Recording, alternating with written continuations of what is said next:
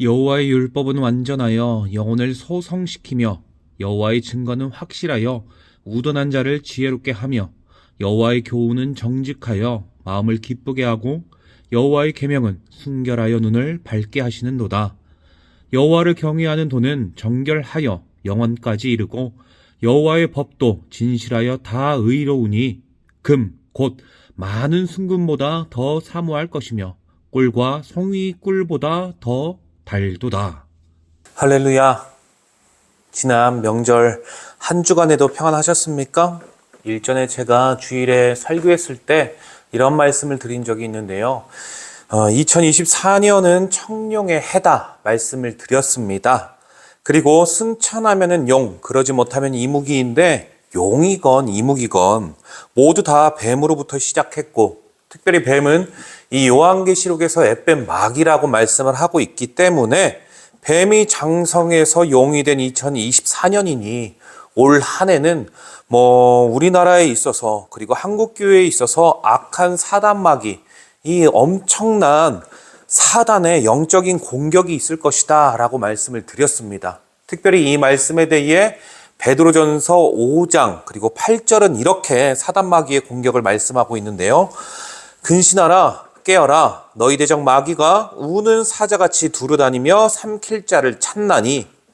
적어도 여러분, 배가 고픈 사자는요 사냥을 대충 하지 않습니다. 확실히 하죠. 어설픈 공격이 아니라 실패하지 않는 사냥을 합니다. 그렇기 때문에 배가 고픈 사자는요 매우 포악하고요 또 집요합니다. 얼마나 또 그 공격은 정확한지요. 성경에서 말한 사단 마귀의 공격이 이와 같다라고 말하고 있기 때문에 매우 위험한 겁니다. 이 공격으로부터 우리가 깨어있기 위해서는요 죄를 미워하는 방법밖에는 없습니다. 그것이 오늘 우리 교회의 올해 표어 아니겠습니까? 그런 의미에서 오늘 수요 예배의 말씀은요 시편 19편 7에서 10절 말씀인데 그 중에서도 가장 눈에 띄는 구절이요 8절입니다. 한번 읽어보도록 하겠습니다. 여호와의 교훈은 정직하여 마음을 기쁘게 하고 여호와의 계명은 순결하여 눈을 밝게 하시는도다. 눈을 밝게 하시는도다. 여러분, 세상엔 약 81억 명의 사람들이 현생의 인류를 살아가고 있다고 합니다. 이 많은 사람들 중에 하나님께 선택받지 못한 사람들은 사물을 보아도, 사물을 바라보는 눈은 있어도 하나님의 말씀을 바라보는 눈은 없습니다. 하나님께 선택받은 사람들은요, 반면에 사물을 바라보는 눈도 있고 하나님의 말씀을 바라보는 눈도 있지요. 그런데 사물을 바라보는 시력이 사람마다 차이가 나는 것처럼 하나님의 말씀을 바라보는 시력, 이 영안의 밝기도요, 성도마다 제각각 다릅니다. 말씀에 대한 수준이 다르기 때문인데요. 성도의 눈, 영안을 밝게 해주는 것은 그렇기 때문에 세상적인 안목, 시력이 아니라 오직 하나님의 말씀뿐인 줄로 믿습니다. 세상과 보이지 않은 영적 세계의 바른 안목과 시력을 갖출 수 있게 되는 것은 하나님의 말씀밖에 없습니다. 여러분, 사람의 신체에서 중요하지 않는 기관은 없죠. 모두가 다 중요하지만 저는 그 중에서도 가장 중요한 것이 바로 눈, 이 시력이라고 생각을 합니다. 마찬가지로 영적인 것도 그런데요. 영적인 눈, 곧 영안이 어두우면은요, 하나님을 바라볼 수가 없습니다. 이처럼 시력이 어둡든지 영적인 눈이 어둡든지 길을 알지 못하는 것은 매 한 가지이기 때문에요. 가장 중요한 것을 알지 못하기 때문에, 그것을 바라보지 못하기 때문에 여러분 인생이요 방황할 수밖에 없습니다. 특별히 영안이 어두우면 하나님의 의도를 알지 못하기 때문에 어떻게 살아가야 하는지 몰라 헛수고할 수밖에 없고, 무엇보다 수치와 부끄러움과 창피를 당할 수밖에 없습니다. 특별히 이사야 선지자도 하나님께서 눈을 멀게 한 사례에 대해서 이사야서에 기록을 하고 있는데요. 먼저 이사야서 6장 9절과 10절입니다. 여호와께서 이르시되 가서 이 백성에게 이르기를 너희가 듣기는 들어도 깨닫지 못할 것이요 보기는 보아도 알지 못하리라 하여 이 백성의 마음을 둔하게 하며 그들의 귀가 막히고 그들의 눈이 감기게 하라. 염려하건대 그들의 눈으로 보고 귀로 듣고 마음으로 깨닫고 다시 돌아와 고침을 받을까 하노라. 이어서 이사야 44장 그리고 18절입니다. 그들이 알지도 못하고 깨닫지도 못함은 그들의 눈이 가려서 보지 못하며 그들의 마음이 어두워져서 깨닫지 못함이니라. 여러분, 무슨 말씀입니까? 세상의 안목이 아니라 영적인 안목, 즉 영안이 어두워지면요, 악한 사단 마귀에게 쉽게 현혹이 되어서 우리 아빠 아버지가 되시는 하나님께서 원하시는 삶을 선택하지 못하고 자연스럽게 악을 선택하게 된다라는 말 아니겠습니까?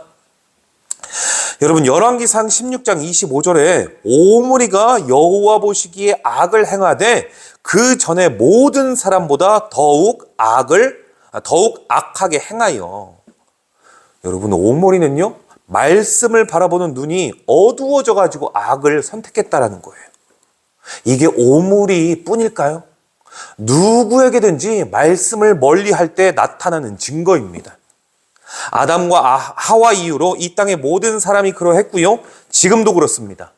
말씀에 눈이 어두우면 금방 악한 사단, 이 영들에게 미혹이 돼서 악을 선택하게 되고 그 결과는 징계죠, 징계. 바로 부끄러움입니다.